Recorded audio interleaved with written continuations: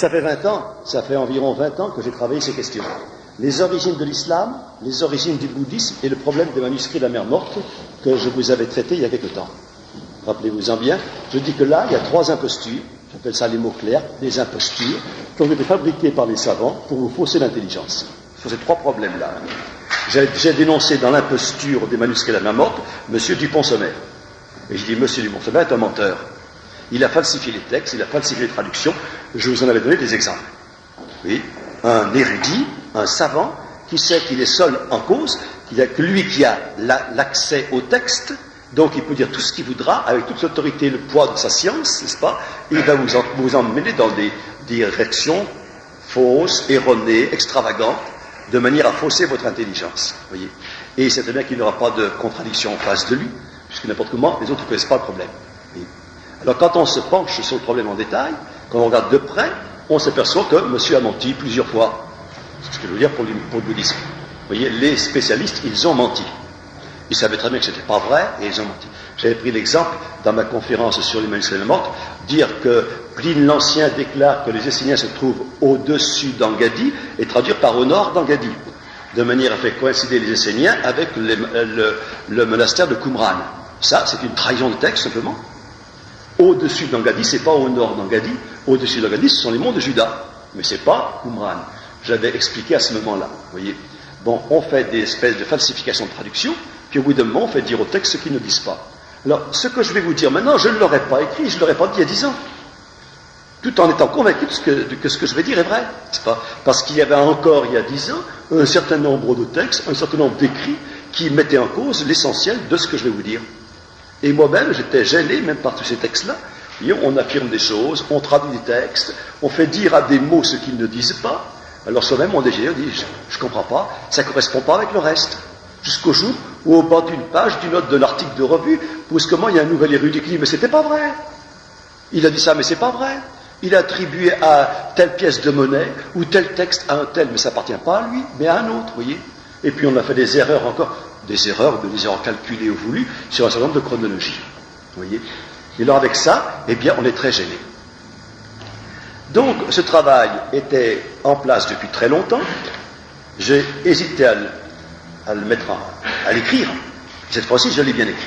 Hein. Et je pense que maintenant, d'ailleurs, je n'aurai pas plus de contradictions que je n'en ai eu pour mon travail sur les manuscrits de la Morte. Il restera un 3e travail à faire, c'est les origines de l'islam. Voyez. Et dans les origines de l'islam, il faudra dire Mahomet n'a pas existé. C'est un mensonge, c'est une invention qui remonte à plusieurs siècles après le début de l'islam. Voyez. Une invention qu'il faudra dénoncer. Heureusement, il y a au moins 2 érudits qui la dénoncent maintenant. Ils disent Mahomet n'a pas existé. Le Ahmed dont il s'agit n'a rien à voir avec Mahomet. Mahomet d'ailleurs n'a pas existé du tout. Alors, quand Mahomet n'a pas existé, on peut après étudier les origines de l'islam, puisque ce n'est pas Mahomet. Mais si on vous fourre un bonhomme là en place, à l'origine de l'islam, une fois qu'on a mis cet homme en place, on ne cherche plus les origines après. Puisqu'on a fabriqué une fausse origine, et on l'a imposée, avec le nom d'autorité de tous les grands islamologues, depuis un certain temps. Et heureusement, il y a au moins deux prêtres, 2 religieux, qui ont mis en garde la compte. D'abord, l'abbé Bertuel, qui a dit Mahomet n'a pas existé, et actuellement, le frère Bruno Bonnet-Aymar, qui refait la traduction du Coran, en montrant très bien que Mahomet n'a rien à voir avec le Coran. Alors, à partir de ce moment-là, on peut chercher d'où vient le Coran. Oui. Et ça, c'est notre problème, ce n'est pas mon problème d'aujourd'hui. Le problème d'aujourd'hui, c'est les origines du bouddhisme. Alors, en plusieurs parties, d'abord, aux sources du bouddhisme. Disons, nous allons décanter les choses en éliminant les mensonges, ce que j'appelle l'imposture. Et lorsqu'on l'aura éliminé, on verra apparaître la véritable origine du bouddhisme. Et dans ce moment, tout deviendra clair. L'histoire religieuse de l'Asie centrale et de l'Inde se présente à nos regards occidentaux comme doublement handicapée. En effet, les populations de ces pays sont sans histoire, sans chronologie, sans annales. Sinon, quelques chroniques de familles princières aux Indes, plus ou moins légendaires et relativement récentes, qui remontent d'ailleurs à l'époque de l'islam. Les peuples de l'Inde ont vécu en marge de notre civilisation occidentale. Il est donc bien difficile de situer par rapport à nous leurs monuments, leurs écrits, leurs légendes. La tentation bien naturelle des archéologues et des historiens fut de créer, je dis bien de créer de toutes pièces, une chronologie et des cadres historiques pour y insérer leurs découvertes et essayer de les confronter avec l'histoire de notre Occident. Ce faisant, ils furent souvent amenés à modifier leurs jugements et leurs observations sur les trouvailles qu'ils avaient pu rassembler pour les faire cadrer avec leur chronologie, et lorsque la chose apparaissait difficilement réalisable, ils eurent beaucoup de mal à revoir leur cadre chronologique. Or, les découvertes archéologiques et paléographiques plus récentes, celles du début de notre siècle en particulier, auraient dû provoquer une remise en cause de ces constructions en partie arbitraires, mais les historiens continuèrent à faire référence à leurs prédécesseurs, quitte parfois à marquer des doutes et des points d'interrogation ici ou là. Dans les pages qui vont suivre, nous ne prétendons pas révéler des documents nouveaux, ni des faits incertains ou discutables. Nous nous contenterons de rassembler, dans un ordre nouveau, une grande quantité de découvertes récentes, déjà bien connues, au moins pour les spécialistes de l'Asie, et que vous ne connaissez pas. Nous nous efforcerons de rejeter les chronologies reçues dans les manuels classiques pour faire apparaître des aspects nouveaux et inattendus auxquels les regards n'étaient pas habitués. Alors nous verrons se dessiner sous nos yeux un tableau inédit des origines du bouddhisme, et donc que vous ne connaissez pas. Je dis bien encore partie de marché que ces impostures de fabrication de chronologie qui ont été faites par l'historien Wissek Gagné ont passé dans les dictionnaires, dans les encyclopédies de l'Ouest. Et puis c'est resté marqué, inscrit. Et alors après, les érudits modernes, quand ils sont en face de ça, n'osent pas rejeter tout ça. Et alors ils essaient de faire combiner comme ils peuvent leurs nouvelles découvertes avec des chronologies qui n'y cadrent pas du tout. Une deuxième difficulté devra être levée.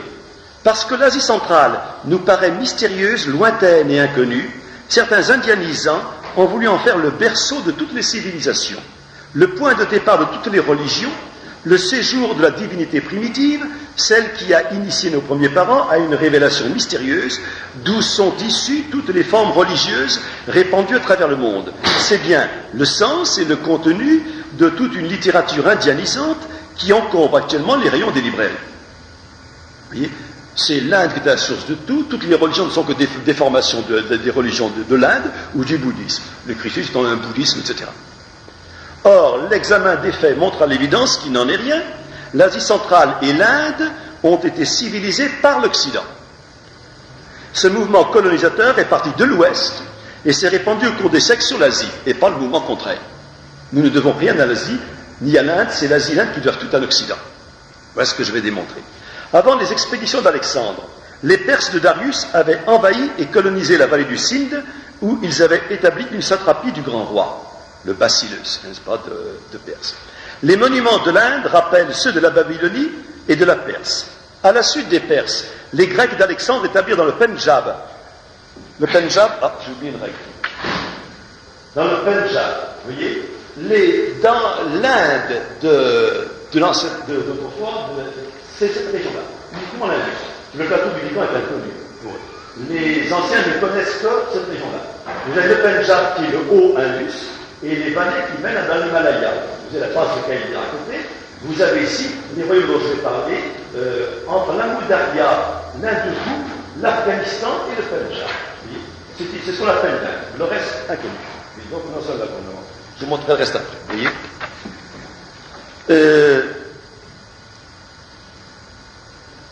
voilà. Les Grecs d'Alexandre établirent dans le Pendjab des royaumes grecs. Et pendant plusieurs siècles, ces Grecs vont développer sur toute l'Asie centrale une civilisation hellénique, celle des royaumes de Bactriane et de Sogdiane, qui ont laissé dans les manuscrits hindous le souvenir des Yavanas. Voyez, et dans les monuments de l'Inde, la marque de l'influence grecque et romaine. Les Yavanas, ce sont les Grecs, dans les livres hindous. Le comte Goblet d'Alviela a démontré, entre les deux guerres déjà, cette œuvre civilisatrice dans son ouvrage intitulé « Ce que l'Inde doit à la Grèce », autant dire tout l'essentiel de sa civilisation, depuis la sculpture, la peinture, jusqu'à la littérature et même l'art dramatique. Toute la civilisation de l'Inde vient de la Grèce. Ce sont les Grecs qui ont civilisé l'Inde. Voilà ce qu'il faut savoir. Et c'est fondamental. À partir du début de l'ère chrétienne, c'est pas bien à quelle époque, l'invasion des Scythes et des Parthes, c'est pour ça que j'ai mis les noms propres là-bas pour qu'on sache comment ça s'écrit, l'invasion des Scythes et des Parthes, qui sont les Pallavas des manuscrits de l'Inde, provoqua un bouleversement des influences occidentales. Ces Parthes et ces Scythes sont venus du sud de la Russie, et ils ont conquis les royaumes de l'Inde, mais ils en ont conservé et respecté la civilisation. Et ils ont répandu cette civilisation hellénique en Asie centrale.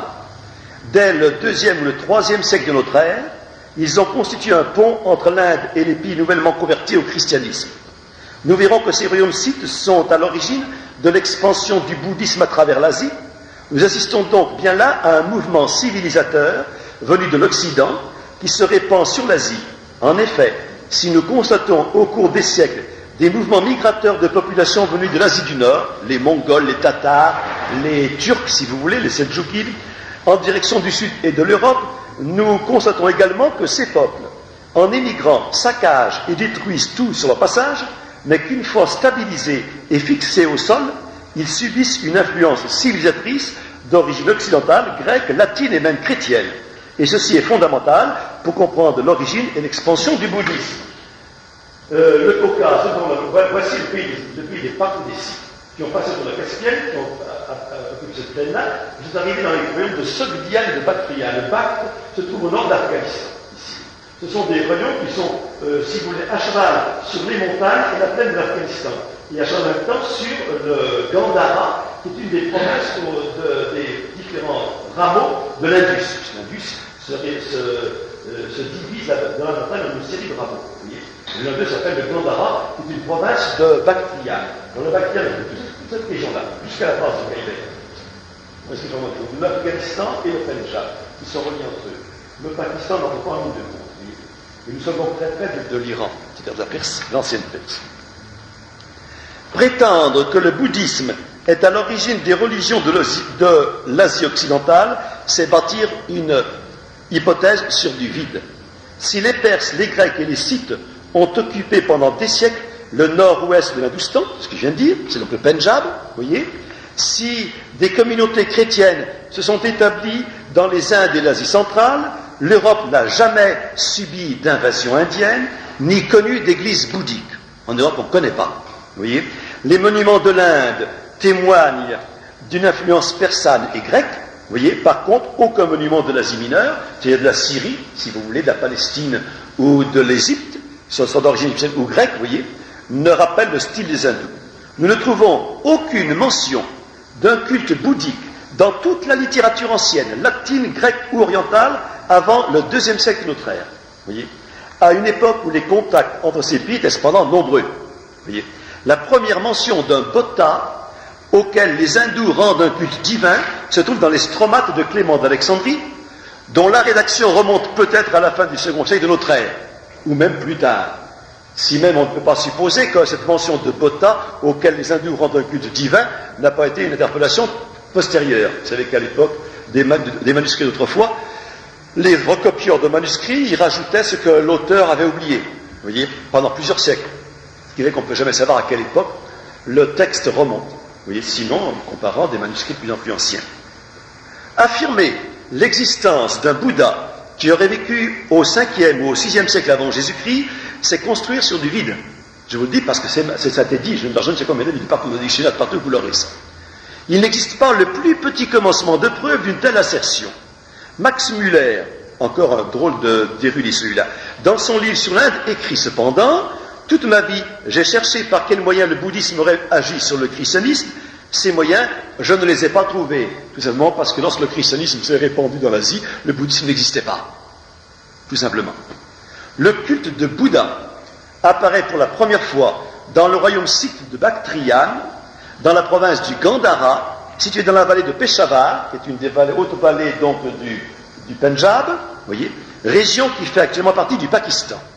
L'art bouddhique du Gandhara s'est développé au cours des premiers siècles de l'ère chrétienne sous les souverains Kushans, qui sont des descendants des Scythes. Le premier Bouddha, pour faire une conférence intéressante, outre la carte, j'aurais dû mettre des diapositives pour vous montrer un petit peu le culte des Bouddhas, les cultes de Bouddha, mais je ne les ai pas là. Je les ai, mais je ne les ai pas en diapositive. Le premier Bouddha se présente sous la forme d'un maître enseignant ses disciples. Il se tient droit, la main levée, son visage est classique, nez et sourcils droits, cheveux bouclés. C'est un philosophe vêtu d'une toge à la mode romaine, circulant entouré de ses disciples. Quand sa tête est nimbée, il a tout à fait l'allure de l'Apollon grec. Dans ses premiers monuments bouddhiques, le climat a effacé toutes les peintures murales. Il ne nous reste que les sculptures taillées dans le schiste gris de la région. C'est toujours dans le Gandhara, donc dans le Pendjab. On appelle cette école du Gandhara le premier art bouddhique indien. Mais il ne faut pas se méprendre, c'est un art essentiellement grec ou romain, gréco-romain. Le Bouddha ne s'y présente pas du tout selon les formes épaisses, tordues et grimaçantes que nous trouvons plus tard dans les temples de l'Inde. Les tentatives de datation de ces sculptures sont bien décevantes. Selon les spécialistes, elles se situent entre le 3e siècle avant Jésus-Christ et le 6e siècle de notre ère, ce qui fait 9 siècles pour dater des sculptures. 9 siècles, vous voyez. Essayons de resserrer l'éventail. En fait, la plupart des spécialistes qui ont étudié ces peintures les placent au 3e ou 4e siècle après Jésus-Christ. Il y a quelques fantaisistes qui les placent un peu avant Jésus-Christ, d'autres qui les placent encore plus tard, vers le 6e siècle. Mais c'est au 3e ou au 4e siècle que la plupart des érudits qui sont penchés sur ces peintures les placent. En chronologie, ils les mettent au 3e ou 4e siècle après Jésus-Christ. Essayons de resserrer l'éventail.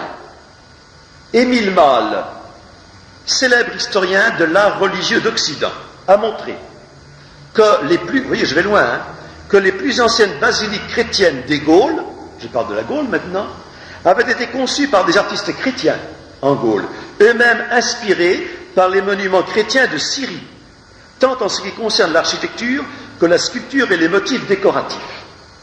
Nos premières basiliques romanes en France ont été construites selon un type de basilique tel qu'elles étaient construites en Syrie dans les premiers siècles de l'ère chrétienne. Et en Syrie, nous n'avons plus que des ruines, mais des ruines imposantes et immenses. Toute une partie de la Syrie est pleine de ruines, de basiliques de style roman, telles qu'on les faisait en Gaule dans les 4e, 5e, 6e siècle après Jésus-Christ, les premières et les plus anciennes, vous voyez. Or, il a mis en regard les bas-reliefs du Gandhara avec les sarcophages chrétiens des catacombes et spécialement ceux des ateliers d'Arles en Provence. Les sculptures du Gandhara bouddhique du Gandhara sont comparées par Émile Malle avec les sarcophages chrétiens des catacombes à Rome et les sarcophages chrétiens d'Arles en Provence. Vous voyez. Il a constaté des parentés d'inspiration très proches et presque identiques. De part et d'autre, Jésus-Christ ou le Bouddha sont présentés en personnages drapés à l'antique, alignés parallèlement dans des niches séparées par des colonnettes ou par des troncs d'arbustes surmontés de feuillage. Ils se tiennent debout, la main levée, toujours, vous voyez, entourés de leurs disciples qui semblent, par leurs gestes, donner leur assentiment à l'enseignement du maître. Émile Malle en a conclu que les mêmes artistes ont travaillé pour les deux églises et que leurs ateliers de sculpture étaient installés à Antioche, en Syrie. Les sculpteurs qui construisaient les basiliques syriennes au 3e, 4e siècle après Jésus-Christ étaient les mêmes qui construisaient les basiliques romaines de Gaule ou qui faisaient les sarcophages. Émile Malle continue par ses marchés, je ne dis pas tout ce qu'il y a dans le livre d'Émile Malle, il montre que les décorations, les fleurs, les motifs décoratifs des sarcophages des catacombes chrétiennes à Rome sont les mêmes que les motifs décoratifs qu'on trouve sur les bas-reliefs bouddhiques du Gandhara. Vous voyez, c'est important de noter ça, oui. Émile Malle en a conclu donc que les mêmes artistes ont travaillé pour les deux églises et que leurs ateliers de sculpture étaient installés à Antioche en Syrie. On a même trouvé sur un bas-relief du Gandhara, représentant la naissance du Bouddha, une image indéniable du bon pasteur, sculptée dans un panneau d'un pilier corinthien. Vous voyez, alors on pourrait même dire qu'on a peut-être réutilisé un pilier d'une basilique chrétienne de Syrie pour aller construire le Bouddha, pour décorer un monument du Bouddha. Vous voyez. Sur le socle d'une statue du Bouddha trouvée à Ashnagar, donc dans le Gandhara, on a remarqué une date, l'an 274 d'une ère inconnue. S'il s'agit de l'ère de Gondopharès, roi scythe, nous sommes en 214 après Jésus-Christ. S'il s'agit de l'ère des Sakyas, les Sakyas sont les Scythes, Sakya est leur nom en sanskrit. Et des Sakyas, on est en 352 après Jésus-Christ, c'est-à-dire au 4e siècle. Vous voyez ? Nous sommes donc à la fin du 3e siècle ou au début du 4e siècle de notre ère. Or, nous savons que l'apôtre saint Thomas est venu chez un roi indien, Gondopharès, au cours du 1er siècle après Jésus-Christ. On a nié ça, maintenant les historiens sont d'accord, c'est vrai. Donc le roi indien Gondopharès, probablement l'un des premiers mages, a été lui-même converti par saint Thomas. C'était un roi parthe qui régnait sur une partie du Gandhara. Son neveu Abdagarès lui succéda autour des années 70 après Jésus-Christ. Ces rois indo-scythes et parthes ont donc reçu le christianisme très tôt et une inspiration commune aux deux religions est tout à fait vraisemblable corroborée d'ailleurs par les dates que nous venons de préciser.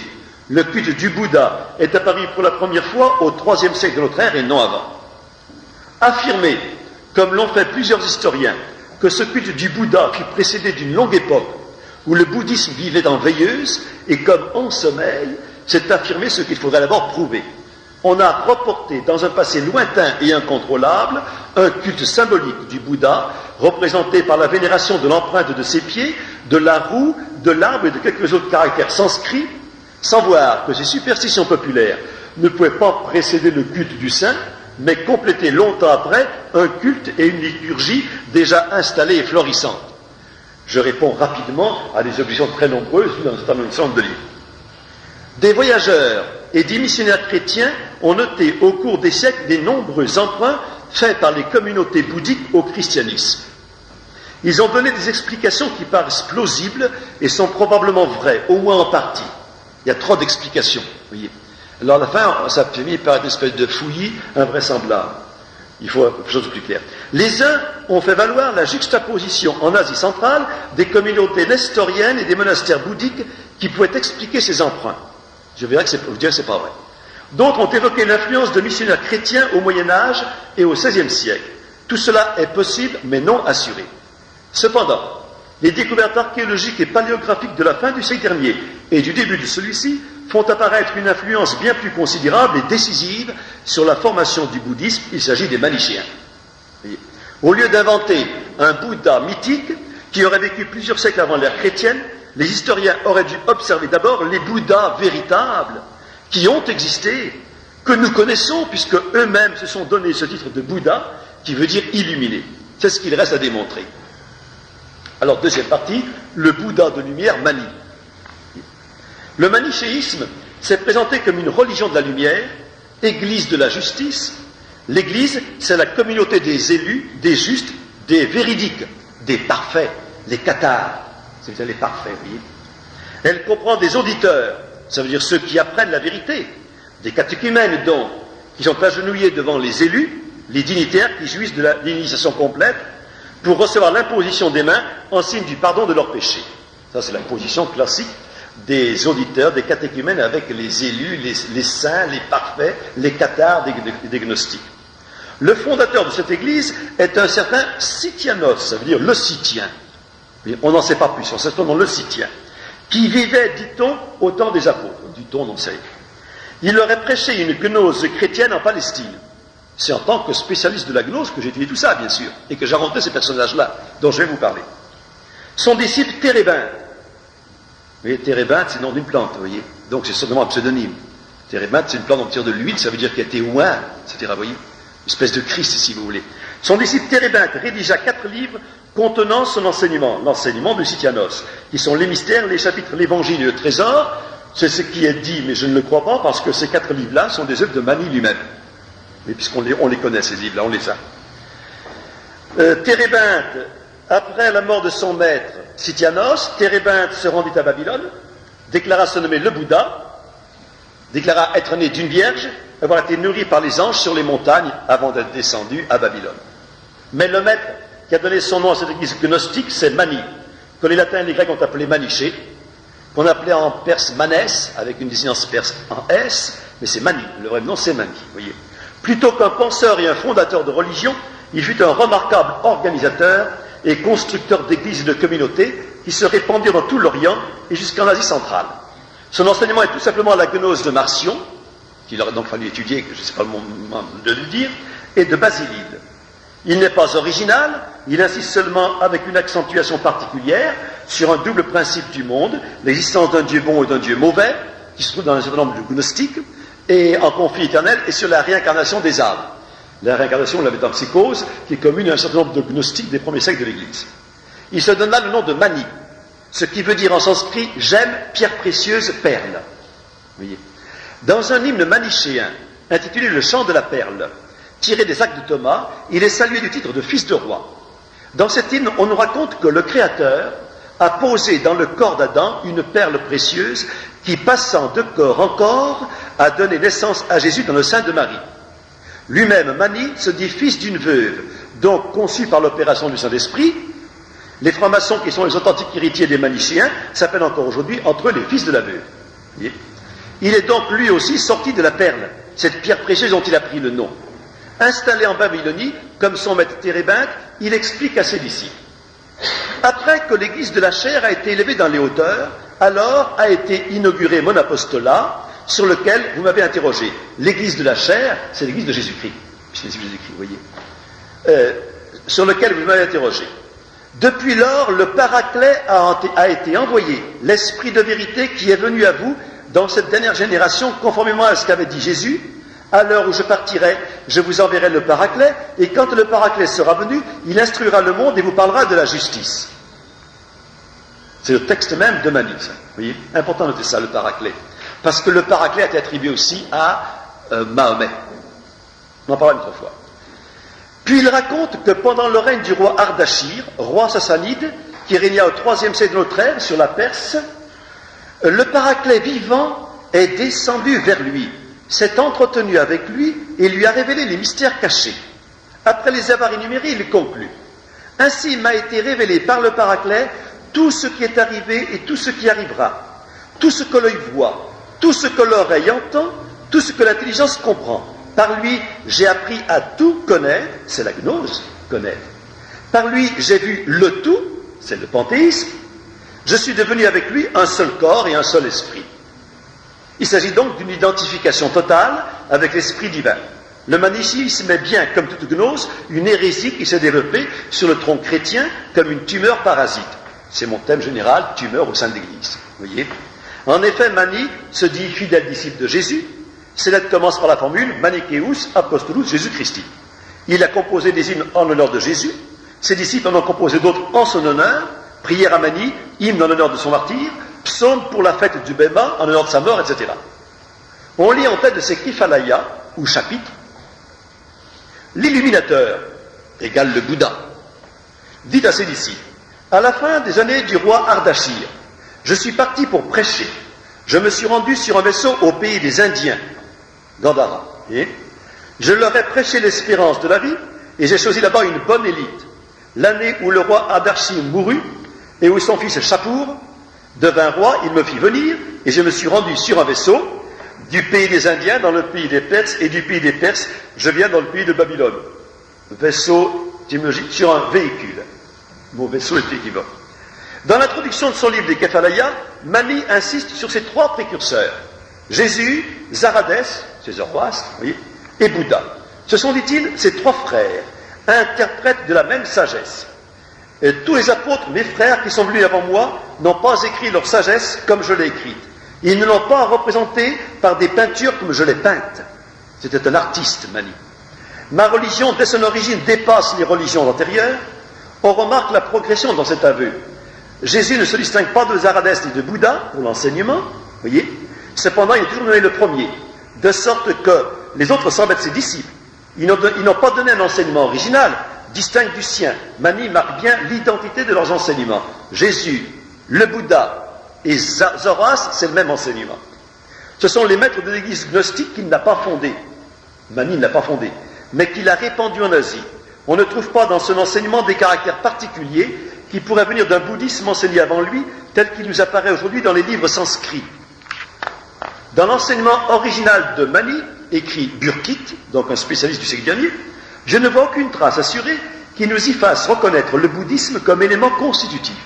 Bouddha est mentionné par Mani avec respect, comme il mentionne Platon, important, et Hermès Trismégiste, donc disciple de Platon et d'Hermès Trismégiste. Il est donc un maillon dans une chaîne de maîtres gnostiques successifs. Alpharique affirme que Mani n'a pas connu le Bouddha, mais seulement la gnose de son temps. Vous voyez, je parle des Alphariques, Burkit et compagnie, ce sont les spécialistes du bouddhisme au siècle dernier, qui n'ont pas connu le découverte depuis. Lorsque l'église chrétienne, grecque ou nestorienne, faites attention, l'église chrétienne, c'est latine, grecque, c'est la vraie église, nestorienne aussi. Ce qu'on appelle nestorienne, ne sont pas nestoriens du tout. Ils ne sont pas hérétiques du tout, c'est l'église chrétienne d'Asie, nestorienne.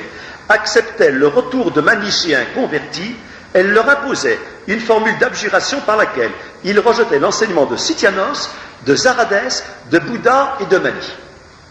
Voyez ? Donc il y avait bien une filiation Cytianos a formé Zaradès Zoroastre, Zoroastre a formé le Bouddha, et le Bouddha a formé Mani. Et Mani est le dernier des 4. Ces 4 personnages étaient donc considérés par les églises latines, grecques et nestoriennes comme les chefs successifs d'une même religion. Il apparaît évident donc que le Bouddha dont parle Mani n'est autre que son prédécesseur Térébinthe. Voyez. La 3e homélie des Manichéens nous raconte la passion de Mani. C'est un démarquage systématique de la passion du Christ et des récits de martyrs chrétiens. On ignore la date de sa mort. Il est arrêté par le roi sassanide, jeté en prison, où il meurt d'épuisement après quelque temps. Puis, c'est l'ascension. Mani rejette son corps, monte avec la rapidité d'une flèche ou de l'éclair jusqu'à la sphère lunaire, d'où il veillera sur son église. Comme pour la mort de Jésus, se produisent des phénomènes surnaturels, obscurcissement du ciel, tremblement de terre, grande voix qui se fait entendre, troupe des hommes qui tombent face contre terre. Le bruit de sa mort se répand dans la ville, les disciples se rassemblent à la porte de la prison et se lamentent. 3 saintes femmes viennent baiser le visage du mort et s'enfuient par crainte du roi. Il ne s'agit pas d'une crucifixion, bien que le mot soit employé. On parle de la crucifixion de Mani, ou d'Argirdet. Mais il faut bien comprendre le sens de ce mot chez les gnostiques. La croix, pour les gnostiques, c'est le stauros, la limite qu'il faut franchir pour abandonner son corps de pourriture et remonter dans le plérôme, le grand tout divin. C'est ça, la croix a un tout autre sens que chez nous, chez les chrétiens. Le premier successeur de Mani, c'est Marcisine, que les Grecs ont appelé Sicinios. Manichéos, Sicinios, c'est une désignance en ios, rajoutée au mot persan. D'autres homélies nous racontent sa consécration par Mani emprisonné, son martyre, sa crucifixion entre guillemets. Lui aussi s'est nommé le Bouddha, l'illuminé. Son nom fut joint à ceux des autres premiers disciples de Mani dans la célébration du Bema, qui est l'anniversaire de sa mort. Ce sont Thomas, probablement l'auteur de l'évangile gnostique dit de Thomas, qui n'est pas Saint Thomas, mais c'est Thomas-là, probablement, mais j'en suis pas sûr. Adas ou Atho, en latin Adimante et Hermas. Selon Faustus de Mylène, qui est un évêque manichéen, après le bienheureux père Maniché, Adimante est le seul auquel on doit s'attacher. Et c'est saint Augustin qui signale l'ouvrage de ce dernier, contre lequel il dut composer un traité. Rappelons que tous les successeurs de Mani se sont intitulés Bouddha, c'est-à-dire illuminés. Ce long développement sur la vie de Mani, le Bouddha est destiné à faire apparaître dans le récit de la vie du Bouddha, tel que nous la connaissons aujourd'hui, les emprunts considérables, les reprises presque textuelles des textes manichéens ou chrétiens auxquels vont s'ajouter, au cours des siècles, des légendes assez nombreuses pour défigurer la source première. Essayons de rétablir l'essentiel. Le Bouddha s'appelle encore Sakya Muni, ce qui veut dire le moine Muni, le moine de la caste des Sakyas, donc des Scythes, puisque c'est le nom sanskrit qui veut dire Scythe, Sakya. Le maître venu d'Occident pour enseigner les peuples de l'Inde. Il sort de lignée royale, comme Mani qui se dit fils de roi. Il est conçu de sa mère Maya Devi, la femme du roi Suddhodana, qui a appris en songe qu'elle concevra son enfant sans le concours de son époux. Il est donc fils d'une vierge, oui, puisqu'elle parle le concours de son époux. La même chose, c'est toujours la perle précieuse qui passe de corps en corps, et il ne faut pas qu'il y ait de père, mais c'est parce que le père, c'est Dieu lui-même. Voyez. Sa mère accouche appuyée sur un acacia dont les branches s'abaissent pour la recouvrir, épisode que l'on retrouve dans les évangiles apocryphes. Voyez. Il sort de la hanche droite de sa mère, beau, brillant, pur autant qu'une gemme, donc une manie, parce que gemme ça veut dire manie, voyez, posée sur une fine moussine de Bénarès, ça c'est des formules de l'Afrique. À sa naissance, une étoile se lève à l'ouest, voyez. Tous ces faits sont empruntés à l'évangile de l'enfance et à l'évangile de Jacques, qui sont d'origine gnostique. Les évangiles donc apocryphes, et pas les vrais évangiles. Notons que le titre de Mani est appliqué plusieurs fois dans les invocations qui lui sont adressées par les moines bouddhistes aujourd'hui. On continue toujours à l'appeler Mani, le Bouddha. Voyez. Un vieillard, renommé pour sa sagesse, le riche Asita, vient comme Siméon saluer l'enfant et prédire sa haute destinée, en versant des larmes parce qu'il ne vivra pas assez longtemps pour en être témoin. Bouddha reçoit la révélation de sa mission sous le fameux ficus religiosa, le figuier qui joue un rôle si important dans les évangiles. Puis Bouddha jeûne pendant 49 jours, et non pas 40, mais qu'il y a une erreur sur le 0 et le 9 qui se ressemblent en arabe. Il subit la tentation de Mara, le malin, qui lui propose un empire du monde, puis l'engage à entrer dans le nirvana. Le Bouddha résiste et met en fuite des légions du prince des ténèbres. Il subit une transfiguration où son corps resplendit de lumière. Plusieurs de ces récits sont incontestablement pointés aux évangiles, par exemple le fils prodigue, l'aveugle né, la femme de caste inférieure rencontrée à la fontaine. Puis il fait une entrée solennelle dans sa ville natale, Kapilavastu, dimanche des Rameaux, vous voyez, dont il prédit la destruction prochaine. Ses disciples se groupent autour de lui, un traître Devadatta se vise dans leur rang. Au moment de sa mort, le soleil s'obscurcit, un météore tombe, l'orage éclate, le sol tremble et un vent de terreur passe sur la terre. Voilà un récit qui pose problème, comme on dit aujourd'hui. Comment attribuer les scènes les plus importantes de la vie du Bouddha à un personnage qui aurait vécu plusieurs siècles avant l'ère chrétienne? La chose est tellement invraisemblable qu'elle en paraît proprement impossible. Rappelons encore que cette hypothèse est construite sur le vide et ne repose sur aucune preuve. Mais, c'est pas fini, un examen plus attentif des ruines ensablées de l'Asie centrale va nous faire assister à la lente transformation, je dis lente, j'aurais pu dire rapide aussi bien, des communautés manichéennes en monastères bouddhistes. Sur la route de la soie. Le bouddhisme est né au IIIe siècle de notre ère dans le royaume gréco-scythe et part de la Bactriane au nord-ouest de l'Inde. Je vous ai montré la Bactriane, Punjab, Afghanistan et au-dessus des monts Hindous. Saint Thomas avait évangélisé cette région. Mani y a enseigné sa doctrine gnostique et dès ce IIIe siècle, le bouddhisme se répand dans toute l'Asie centrale le long des deux routes de la soie qui relient cette région à la Chine, l'une en contournant le nord du désert central et du désert de Gobi, l'autre en longeant au sud la chaîne de l'Himalaya et le Tibet. Le Xinjiang, vous voyez, est le désert central, le Xinjiang. Vous avez après ça la dépression du Golfe Nord, voyez, et le désert de Gobi, dans le nord-champ du désert de Gobi. Il y a deux routes, une qui tourne autour de ce désert par le nord, celle qui va passer à Tourfan, qui ira de Tourfan, et l'autre qui longe le Kuen au sud, qui ira jusqu'à Tuen Wang, que j'ai marqué là-bas, qui est presque là, deux grandes routes.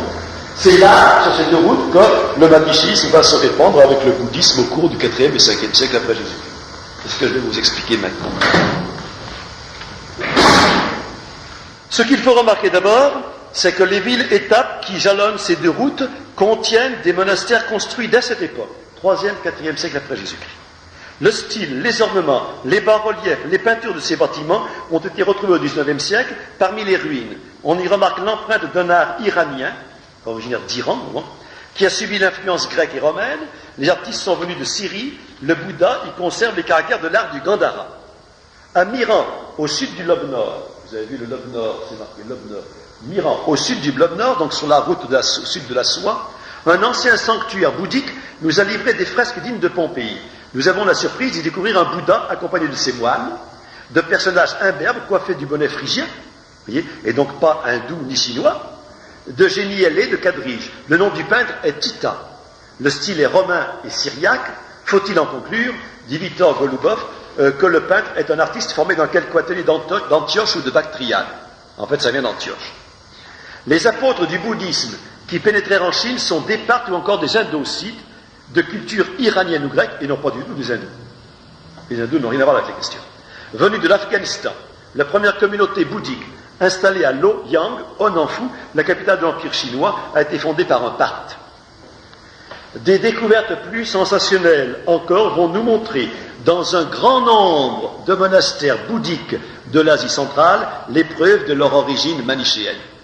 Monsieur von Lecoq, un Allemand, vers les années 1900, a parcouru la route de la soie au nord du désert, dans la région de Tourfan. Ce pays était occupé au 7e et au 8e siècle par un peuple mêlé d'éléments scythes, iraniens et turcs, les Ouïghours. Leur capitale, Chotcho, appelée aujourd'hui Kaohsiung ou Karakoya, fut visitée par M. von Lecoq, qui allait de surprise en surprise. Il y trouva une haute pyramide à 3 étages, comprenant 6 niches qui abritaient jadis des bouddhas peints et dorés. L'un d'eux gisait plus loin, privé de sa tête. Donc il y avait un ouragan qui a passé, et des hommes qui ont détruit tout cela. Von Lecoq y remarqua les mêmes caractères que nous avons trouvés sur les monuments du Gandhara. Plus loin, vers le centre de la ville, une immense bâtisse composée de 3 salles rectangulaires, entourée d'une série de pièces plus petites et voûtées. Sur le mur de la pièce septentrionale, celle du nord, après avoir abattu un mur plus récent, apparut une fresque majestueuse. Un grand prêtre debout, revêtit des ornements sacerdotaux, à la mode chrétienne, vous voyez, entouré de son clergé tout habillé de blanc, Chaque personnage porte son nom sur sa poitrine, en caractère ouïghour, mais les noms sont iraniens. Le plus grand, c'est Mani. Son nom est marqué dessus, c'est Mani, le prophète suprême. Dans l'édifice à coupole de la partie sud, nous fîmes une horrible découverte, écrit von Lecoq. Les mêmes personnages, dans leurs vêtements blancs, au naturel, non plus debout en bel ordre de procession, mais couchés, entassés, dans un effroyable désordre, un amoncellement d'une centaine de cadavres momifiés. Toute la communauté des moines bouddhistes surprit là par une mort violente, un massacre généralisé qui s'abattit sur eux. M. von Lecoq attribue ce massacre aux persécutions religieuses provoquées par les autorités chinoises. Savoir qu'au cours des siècles, 7e, 8e siècle, vous voyez, il y a eu des empereurs chinois qui sont devenus manichéens et bouddhistes, et d'autres qui les ont persécutés. Il y a eu des revirements de fortune, et en général, quand les empereurs chinois persécutaient les bouddhistes, ils persécutaient les bouddhistes, les manichéens et les chrétiens. Pour eux, c'était la même chose. Vous voyez. Enfin, plus loin, hors des remparts de la ville, une petite église nestorienne, contenant des vestiges de peinture murale byzantine, figurant un prêtre et d'autres personnages portant des rameaux. Vous voyez donc, dans une grande ville d'Ouïghours, donc une ville manichéenne bouddhiste, on avait un petit édifice pour les chrétiens. Les nestoriens, c'était les chrétiens de seconde zone qu'on mettait en dehors des remparts, avec une petite église. Et la grande église, c'était l'église manichéenne bouddhiste, si vous voulez. Mais le Bouddha, c'était Mani. Le Bouddha, c'était Mani. À l'intérieur de la ville, tous les écrits bouddhiques déchirés en petits morceaux qu'on aurait pu ramasser à la peine, dit-il. C'est M. von Lecoq qui explique tout ça. Dans cette même région, il trouva un autre sanctuaire contenant une bibliothèque de manuscrits manichéens irrémédiablement endommagés par les eaux boueuses du système d'irrigation, et à l'entrée de cette bibliothèque, le cadavre d'un moine bouddhiste assassiné, resté enveloppé dans sa robe blanche tachée de sang. M. von Lecoq déclarait à la fin de sa vie que c'était là la plus sensationnelle découverte qu'il avait faite durant toute sa carrière de chercheur. En cherchant des bouddhistes, il a trouvé Mani et des manichéens, qu'il ne s'attendait pas à trouver là. Continuons cette exploration. Elle nous réserve encore des surprises extraordinaires. Le long de la route sud de la soie se trouve la ville chinoise de Tuanhuang dans le Kansu. Tuanhuang dans le Kansu. Le Kansu, c'est en dessous du Nanchang. Dans le Kansu. C'est la cité des 1000 Bouddhas. Elle contient un monastère bouddhique très bien conservé, avec des salles peintes et sculptées dans le rocher. Dans l'une d'elles, deux chercheurs, Sir Orelstein et M. Pelliot, un Français, se firent ouvrir un placard muré dans lequel ils trouvèrent des milliers de manuscrits anciens que le bon moine est bien incapable de déchiffrer.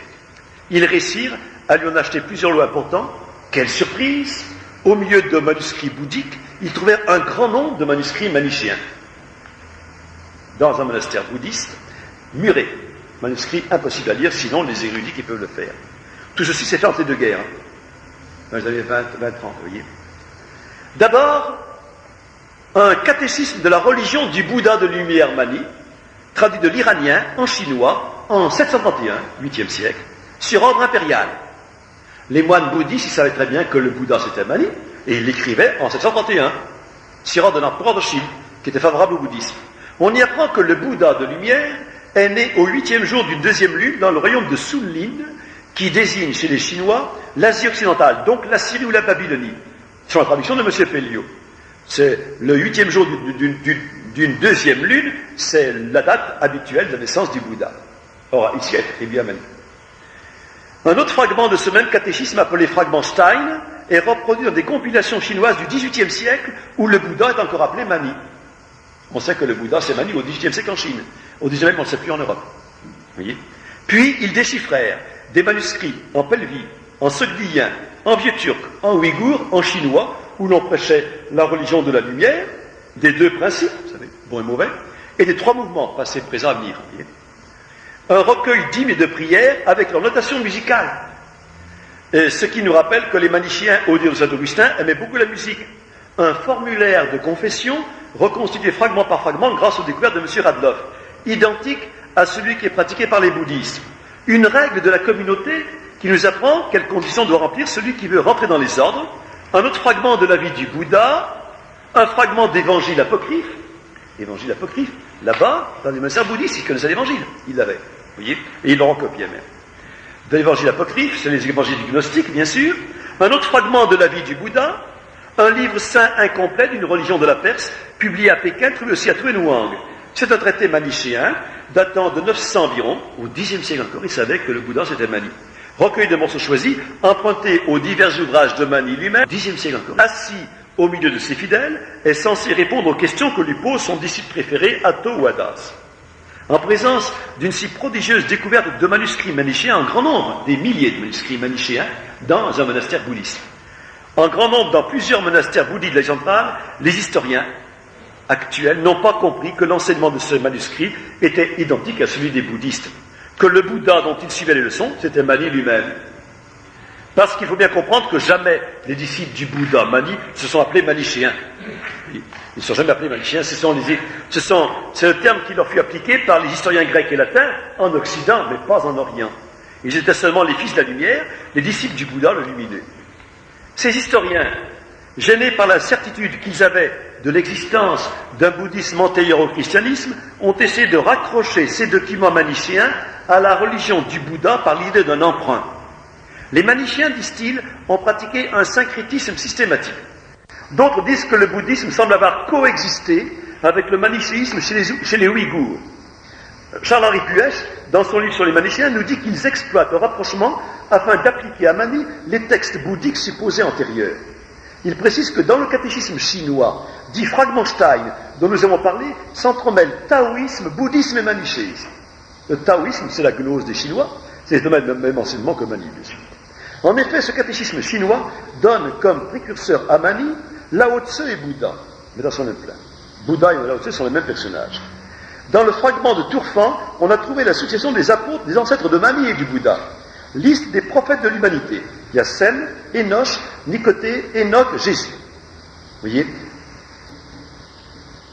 J'aurais des choses à dire, parce que Enoch, il y a un Enoch qui est le dieu qui est adoré par les Mandéens.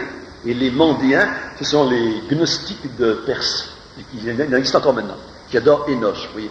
Donc vous avez ici une filiation gnostique très intéressante. L'apôtre de lumière, je cite le texte de ce catéchisme, l'apôtre de lumière qui vient chaque fois en son temps se revêt de l'église de chair de l'humanité et devient chef au sein de l'église de justice. Il est l'émanation du nous lumière, le nous ça veut dire l'esprit en grec, lumière, père de tous les apôtres, c'est déjà l'idée gnostique des grands initiés, qui apparaît dans ce catéchisme manichéen bouddhiste trouvé à Tuanwan.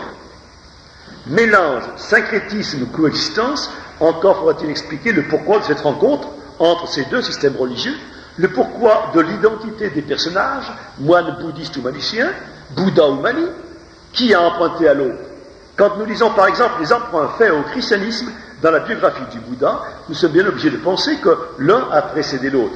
Si nous voulions même examiner les choses de plus près, nous voyons que le bouddhisme a fait un tri dans ses emprunts, et nous nous apercevrions qu'il a rejeté du christianisme les mêmes éléments qui ont déjà été rejetés par les gnostiques manichéens. Le culte de la croix n'existe pas, la notion du sacrifice, pas de sacrifice, les sacrements, pas de sacrements, etc. Et que les emprunts qui lui sont parvenus ont été copiés dans des évangiles apocryphes et gnostiques. Évangile de Jacques, évangile de l'enfance, qui sont des évangiles gnostiques et qu'on retrouve à Tuanhuang et à Tourfan, dans les monastères bouddhistes.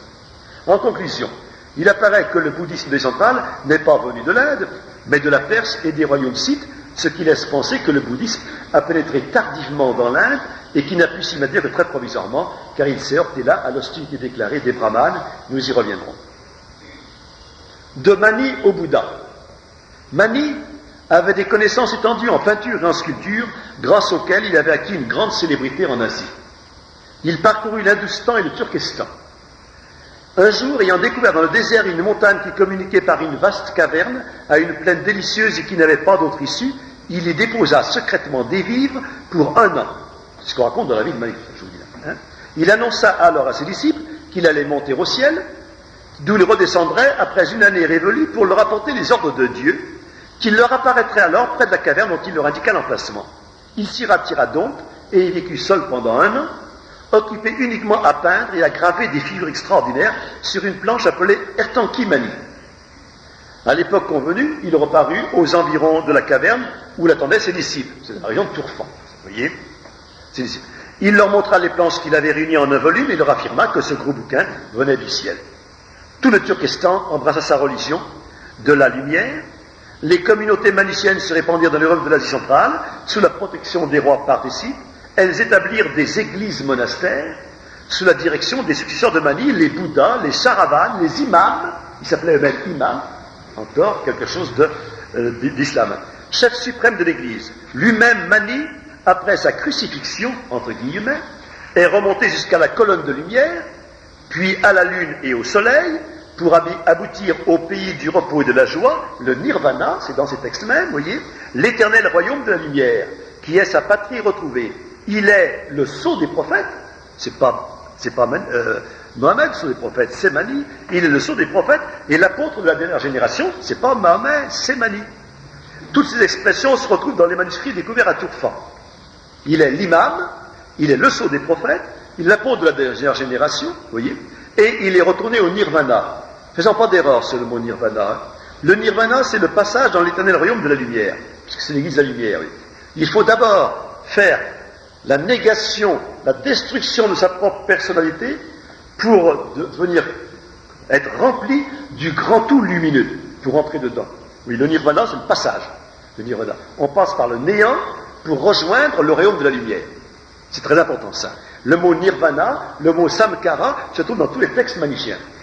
Oui, le samkara, c'est le passage de l'âme dans les différents corps. Oui, c'est un psychose. Oui, qui se trouve dans tous les textes manichéens découverts là-bas. Oui. Donc ces textes manichéens parlent de Mani en employant le langage des bouddhistes. Oui. Au cours de ses études sur le manichéisme, Henri-Charles Puech s'est rapproché peu à peu des conclusions que nous avons exposées, mais il ne les a jamais dites. Voyez, il a bien noté par exemple que le temple bouddhiste de Béseklik, dont j'ai les peintures, oui, situé près de Tourfan, était incontestablement manichéen. Il aurait pu l'affirmer de tous les autres temples de l'Asie centrale. Pourquoi il ne l'a pas fait? Parce que le temple de Béseklik nous a donné ses peintures et que les autres peintures n'existaient plus. Tout simplement. Vous voyez, M. von Lecoq a découpé les peintures de ce temple de Béseklik, les a emportées à Berlin, elles ont été détruites pendant la guerre, mais on a encore les photos. Et j'ai le manuel dans lequel les photos de ces peintures sont exposées. Ce sont des peintures manichéennes qui ornaient un temple bouddhiste. Vous voyez. Au cours de ses études sur les liturgies manichéennes, Puech a également remarqué progressivement leur rapport avec les rites bouddhiques, et il les a rattachés à l'enseignement de Mani. En effet, nous savons que les gnostiques, et donc les manichéens, enseignent que le cosmos est animé par un principe universel, l'âme du monde ou la lumière divine, que cette âme lumineuse parcourt l'ensemble des êtres qui constituent le monde et donne vie aux plantes, aux animaux. Chaque être vivant contient, enfermé en lui, une parcelle lumineuse de l'âme universelle. Chacun d'eux est donc sensible à la douleur et au plaisir. Cueillir un fruit, couper un légume, tailler un arbre, égorger un animal sont de véritables meurtres. L'agriculture, l'élevage sont criminels. De même, le mariage et la génération sont condamnés, car ils aboutissent à enfermer des parcelles lumineuses, les meilleures portions de la divinité universelle, dans des corps qui les retiennent captives.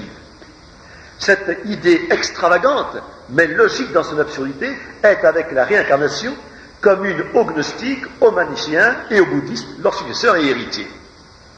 À partir de là, on doit comprendre l'attitude du moine bouddhiste, représenté accroupi à terre, son bol de nourriture à la main.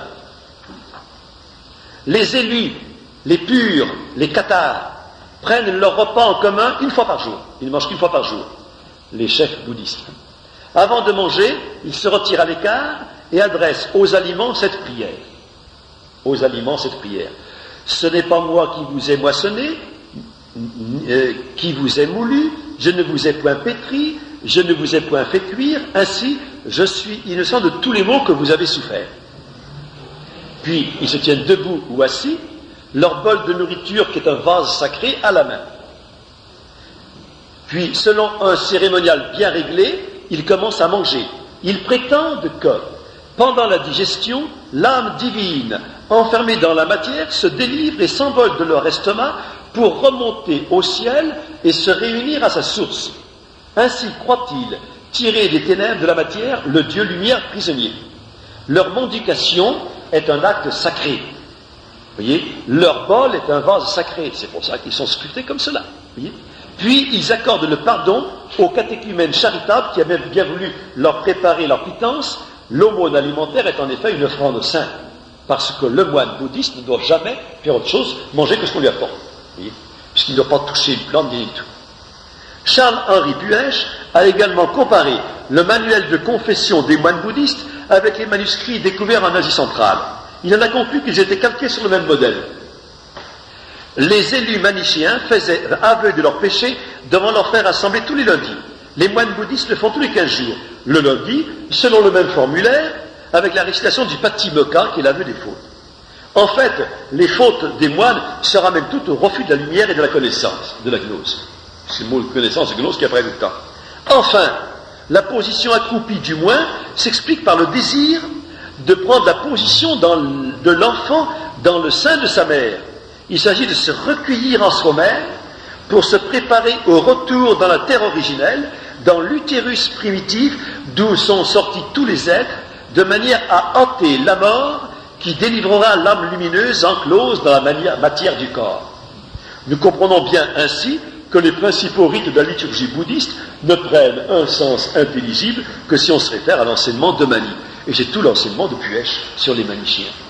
Il a écrit un livre remarquable dans lequel, d'année en année, il montre comment la découverte, la traduction de ces manuscrits manichéens des monastères bouddhistes montre la correspondance parfaite entre l'enseignement des bouddhistes actuels et l'enseignement de Mani d'autrefois. Le bouddhisme, c'est pas autre chose que la gnose d'Asie, tout simplement. Et c'est la gnose manichéenne. Quatrièmement, le bouddhisme tibétain. Voyez. Second emprunt au christianisme. Je ne finirai pas mon travail, parce que j'en ai encore pour moi autant de temps, alors je ne finirai pas. Second emprunt au christianisme. Le père Huc, au cours de son voyage dans la Tartarie, le Tibet et la Chine au siècle dernier, n'a pas été peu surpris de rencontrer dans le culte des lamas la crosse, la mitre, la dalmatique, la chape, le flagellum, la bénédiction donnée en étendant la main sur la tête des fidèles, un service à deux cœurs avec sermon, psalmodie, litanie, génuflexion, le culte des reliques, l'emploi de l'eau bénite, les exorcismes, le rosaire, la sonnette, les cloches, l'encensoir, les autels décorés avec des fleurs, des images, par exemple une femme portant une couronne sur la tête et un enfant dans ses bras, foulant même aux pieds un dragon. Oui, tout y est, hein. Il a reconnu également une description figurée d'un vrai purgatoire où les démons tourmentent les défunts dans des cercles qui rappellent l'enfer de Dante. J'ai mis en parenthèse encore une autre source de Dante, après Ibn Arabi, les bouddhistes. Hein. Et si je voulais tout dire sur Dante, je dirais que Ibn Arabi, qui est un soufi musulman, en fait c'est un bouddhiste. Et j'expliquerai dans un chapitre que je ferai écrire bientôt sur l'islam, que les soufis musulmans sont tous, non pas musulmans, mais bouddhistes. Et qu'ils ont fait passer le bouddhisme dans l'islam. Ce que j'expliquerai une autre fois. Et donc Dante s'est contenté de transcrire un livre écrit par un soufi musulman, Ibn Arabi, et qu'il a transcrit en italien, et ça a fait donc la communauté de Dante. Des processions à l'intérieur et à l'extérieur des temples, les moines subissent un noviciat, reçoivent une ordination, ils font vœu d'obéissance, de chasteté et de pauvreté, ils pratiquent la confession, se rasent la tête et vivent dans des monastères sous la direction du supérieur. Il existe également des couvents de femmes. À la tête de l'église se trouve un pape, le Dalai Lama, assisté de cardinaux qu'on appelait les Tsuktuktus. Le père Huc nous explique que ces adaptations sont faites directement sur l'église romaine à la suite de relations qui s'établirent au XIIIe siècle entre l'Empire mongol et les chrétiens d'Occident. L'auteur de ces emprunts serait ce Tsong Khapa, qui fut peut-être même le véritable fondateur du lamaïsme, et donc des lamas tibétains. La ressemblance entre les rites chrétiens et bouddhistes a été signalée à cette époque, au XIIIe siècle, par un Jean de Ruysbroek, qui n'a rien à voir avec le mystique, qui visita les États du Grand Khan. Il établit nettement la différence entre les Sarrasins, ce qu'on appelle jamais musulmans, toujours Sarrasins, les Nestoriens, qui sont les chrétiens d'Asie, et les idolâtres, c'est-à-dire les bouddhistes. Pénétrant dans un temple bouddhique des Ouïghours, il s'écrit « Quand j'entrais dans le temple, il me semble avoir des prêtres francs. Francs égale chrétiens. » En Asie, les chrétiens sont tous des francs. Le culte de Krishna. Troisième emprunt au christianisme, le culte de Krishna. Le bouddhisme a aussi pénétré fort avant dans l'Inde au cours du Haut Moyen-Âge. Or, Bouddha condamnait les castes. Il proclamait l'égalité de tous les hommes. Il accueillait également le prince et le paria. Le brahmane, haut disciple, est né d'une femme, tout comme le Chandala, le dernier des humains, à qui il ferme les portes du salut. Et là, Bouddha avait raison, c'est une formule chrétienne. Et les brahmanes opposèrent d'abord au bouddhisme, envahissant le culte sensuel et joyeux de Vishnu, déjà très répandu, bien avant eux, bien avant les brahmanes, et le rendirent plus populaire encore en identifiant le dieu avec le héros fameux des grandes guerres, Krishna. Dans le Rig Veda, Krishna signifie noir et désigne les démons ennemis d'Indra, le zeus indien. Puis Krishna fut représenté comme le héros des grandes guerres pour symboliser de nouveau et rendre populaire la religion des brahmanes, menacée par l'invasion du bouddhisme. Par ce choix, les brahmanes essayèrent de gagner leur caste, la caste des kshatriyas, qui sont les guerriers et les rois. Plus tard, pour ramener à eux les bouddhistes, ils admirent Bouddha dans le panthéon hindou comme dernier avatar de Vishnu, réincarnation de Vishnu. Puis, ils envoyèrent leurs sages en Occident étudier la doctrine chrétienne ainsi que le Mahabharata. Cette connaissance du christianisme leur fournit de nouvelles conceptions religieuses qui leur parurent bonnes pour enrayer les progrès du bouddhisme et du christianisme. Utilisant la ressemblance des noms Krishna et du Christ, ils composèrent la Bhagavad Gita. Ce mythe de Krishna prit tout son développement au cours du Moyen-Âge, depuis le XIIIe siècle jusqu'au XVIIIe siècle de notre ère. Les Puranas sont les livres religieux qui décrivent les cérémonies et les rites des fêtes destinées à célébrer la naissance de Krishna.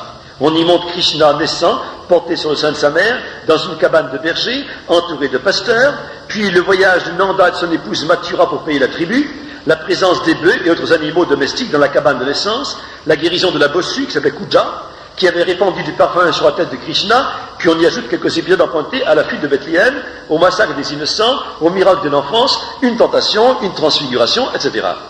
Les brahmanes, en introduisant ce culte de Krishna, ont popularisé la théorie des réincarnations divines. Krishna, c'est le Dieu suprême qui s'incarne d'âge en âge, chaque fois que la religion périclite et que l'impiété triomphe. Après son enseignement, il périt de mort violente, abandonné par les siens. Il place Krishna au-dessus de la science et de l'ascétisme, la bhakti, l'amour. Mais son enseignement est faussé dans un sens panthéiste par la Bhagavad Gita. La Bhagavad Gita, c'est l'enseignement de Krishna.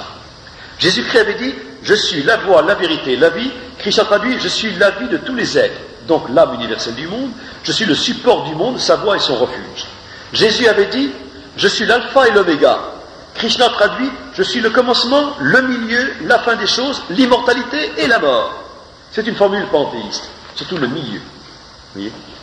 Parce que, Jésus-Christ, il est l'alpha et l'oméga, le commencement et la fin, mais il n'est pas le milieu. C'est-à-dire qu'il n'est pas le monde lui-même. Il est le commencement, la source du monde et la finalité du monde, mais il n'est pas le monde lui-même. Or, les gnostiques, depuis toujours, on a rajouté le milieu. Je suis le commencement, le milieu et la fin, c'est emprunté au texte d'Hermès Trismégiste. Vous voyez, ces textes-là. Je l'avais expliqué dans mon livre précédemment.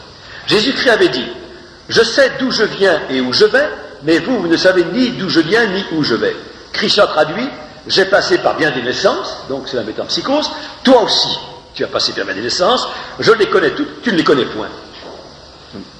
Krishna enseigne le respect des castes et l'absorption finale dans la divinité. On voit par là que les brahmanes, en rejetant le bouddhisme, en avaient conservé l'essentiel, le panthéisme et la réincarnation, l'absorption finale dans le néant, le nirvana. Déjà, les spécialistes de l'Inde avaient rapproché au siècle dernier les monuments de l'Inde de l'iconographie chrétienne. Ils avaient constaté les nombreux emprunts faits par l'Inde à l'Occident chrétien. Le grand indianiste Albrecht Weber avait noté dans son histoire de la littérature sanskrite le culte de Krishna comme Dieu s'accompagnait sous une influence chrétienne.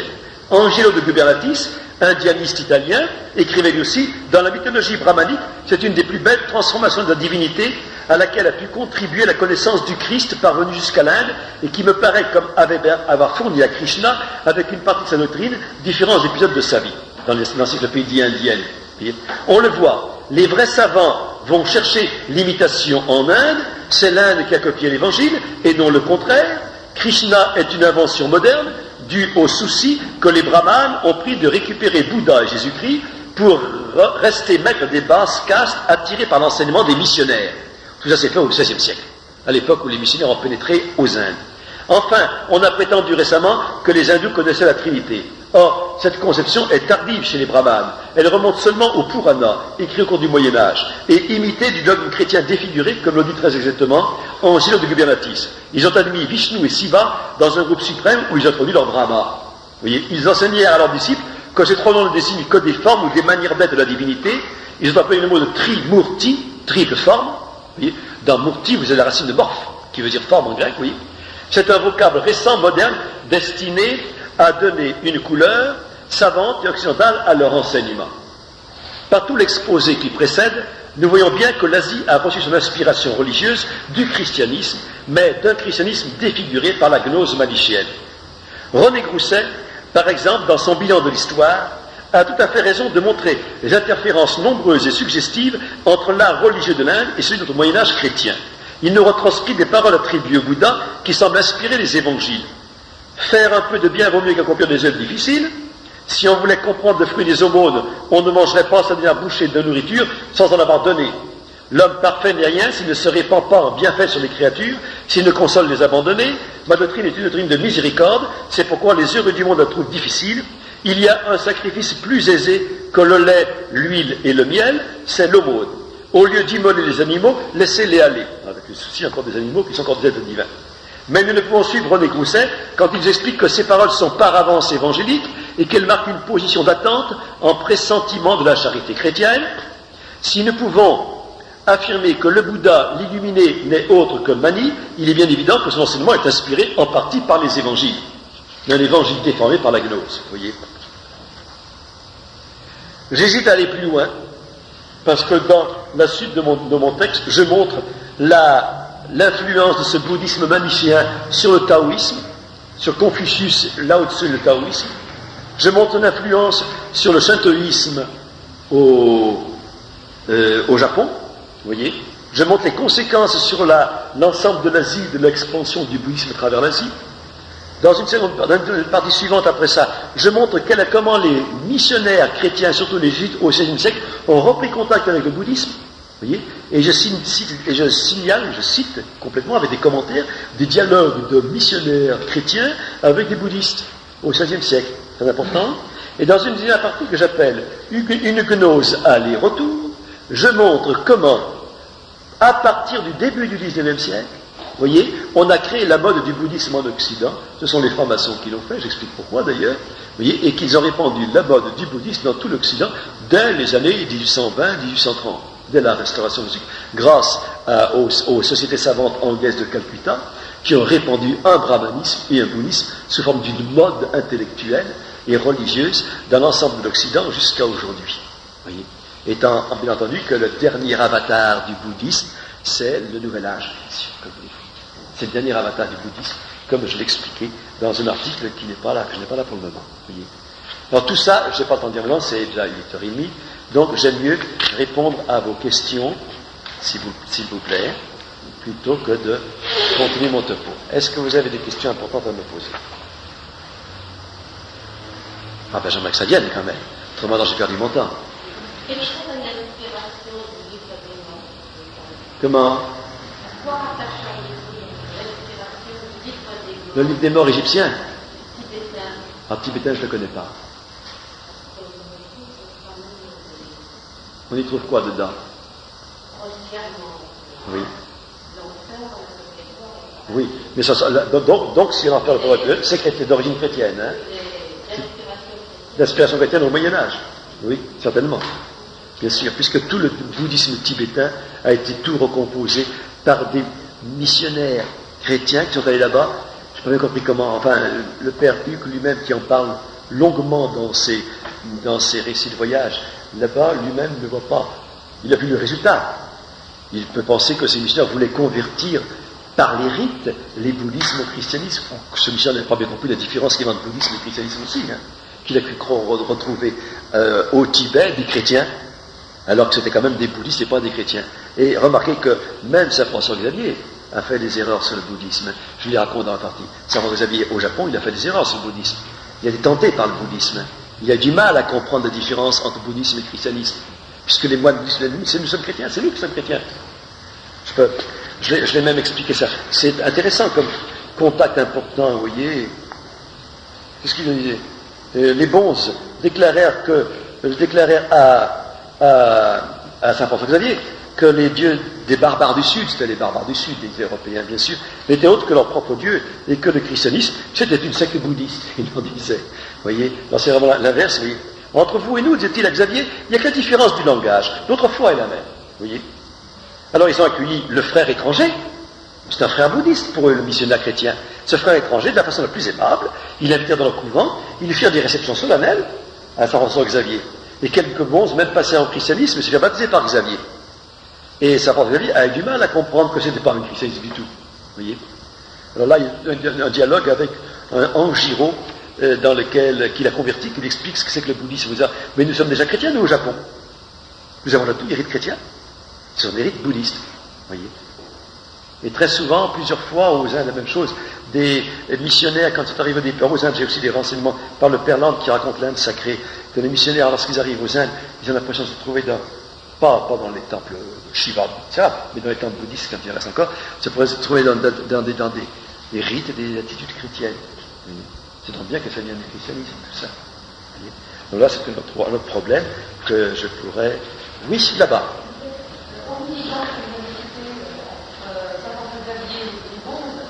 Avez-vous relevé d'autres exemples de l'attitude générale des religieux face à d'autres religions fermées, hostiles ou indifférents?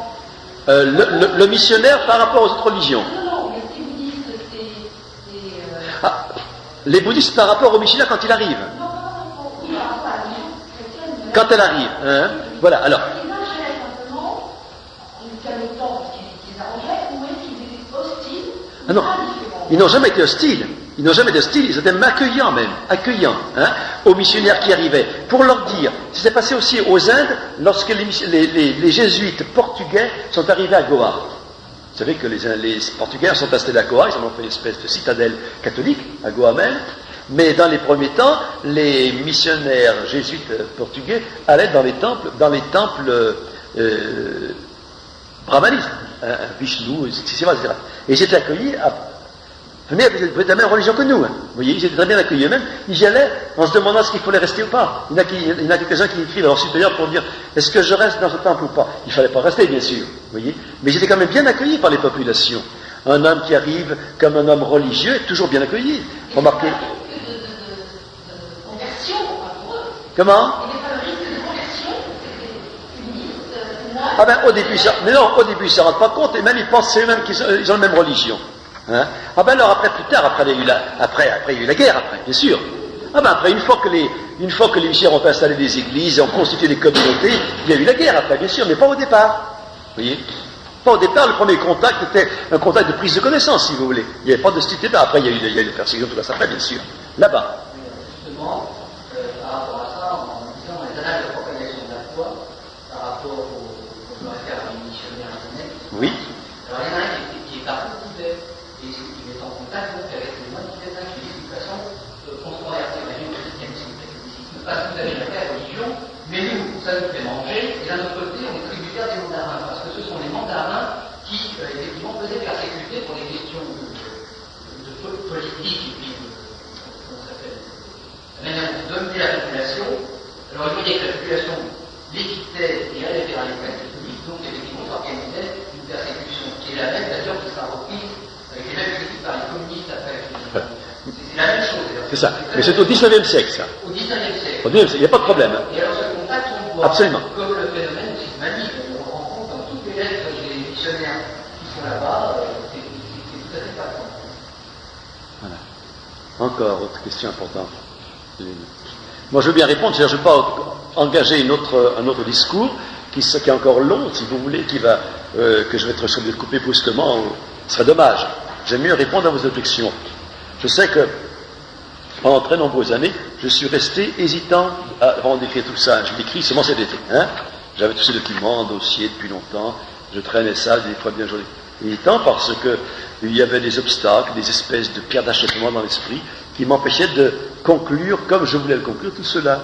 En particulier des monnaies d'un roi Asoka.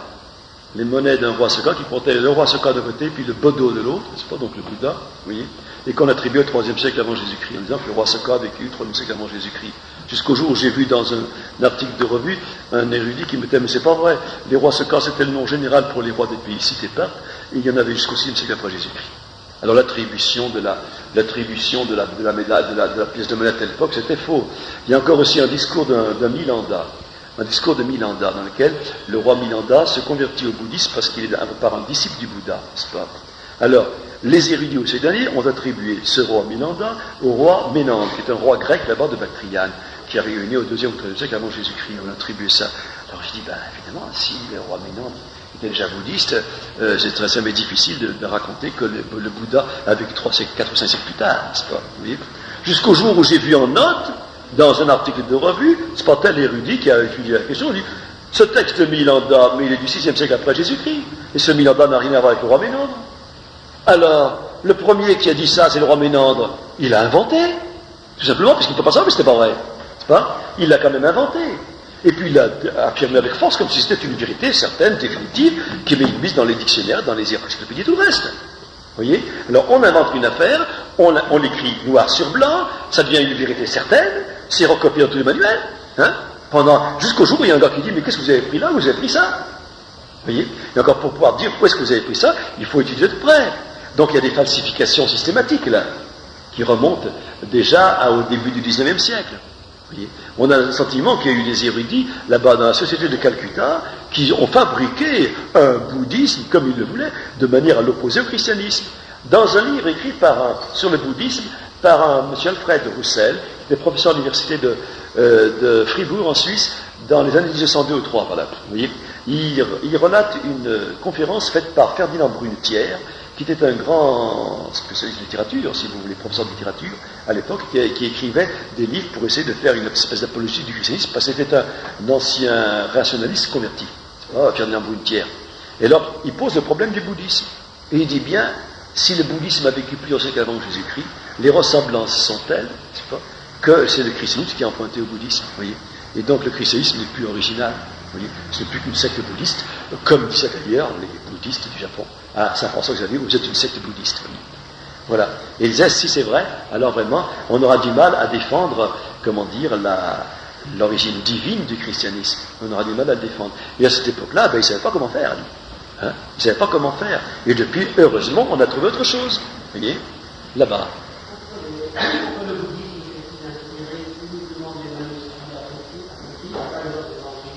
Voilà. C'est le cas de toutes les gnoses.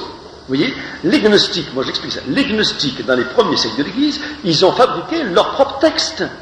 Ils n'ont pas accepté les évangiles canoniques, vous voyez, parce que les évangiles canoniques s'opposaient à leur interprétation de la religion comme ils voulaient l'enseigner. Hein. La religion gnostique a besoin de ces textes. Alors ils ont fait l'évangile de Thomas, hein, ils ont fait les évangiles de l'enfance, l'évangile de Saint Jacques, l'évangile de Saint Barnabé, qui sont publiés, on les connaît. Hein. Ce sont les évangiles apocryphes qui ont été publiés, qu'on connaît très bien, qui sont des évangiles gnostiques, dans lesquels on a réécrit la vie du Christ de manière à la faire correspondre, bien sûr, à l'enseignement des gnostiques. Vous voyez, le cas de l'évangile de Thomas est merveilleux, parce qu'il a été exposé en détail par Jean d'Orès, c'est pour ça que je m'en ai servi, montrer comment on emploie les paroles propres de Jésus-Christ, les réelles, hein, celles qui sont des canoniques, et on leur fait dire le contraire de ce qu'elles disent. Vous voyez, par toute une espèce d'interprétation symbolique qui est rajoutée par derrière. Et alors, on s'aperçoit que tous les gnostiques et les maniciens, ils font toujours référence à leurs évangiles à eux. Mani, il fait des références aux évangiles gnostiques, mais les 4 évangiles canoniques sont exclus. On le verra de la même façon pour l'islam. Hein. Tous les emprunts faits par le Coran à l'évangile sont empruntés à l'évangile de Jacques, à l'évangile de Saint Barnabé et à l'évangile de l'enfance. Et c'est aux mêmes évangiles que les maniciens ont emprunté leurs emprunts. Oui. On va voir là. On va voir, moi je n'ai pas encore réalisé mon texte, je ferai cet été, je pense, j'ai quand même pas mal de documents. On va voir là qu'il y a une nouvelle origine de l'islam qui n'est pas bien connue. Mais je sais qu'actuellement, Bruno Bonema travaille dessus et qu'il a déjà remarqué tout ça. Vous voyez, que le rédacteur du Coran, c'est aussi un moine syrien, c'est écrit en Syrie, mais pas du tout en Arabie. Vous voyez, fait pour les Arabes qui vivaient en Syrie. Oui. Alors ça, c'est une chose qu'on expliquera, oui.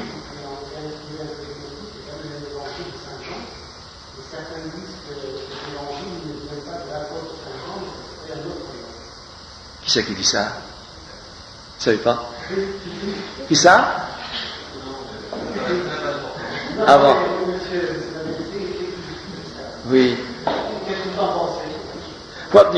Les francs-maçons font toujours référence à l'évangile de Saint Jean, 4e évangile, toujours. Hein.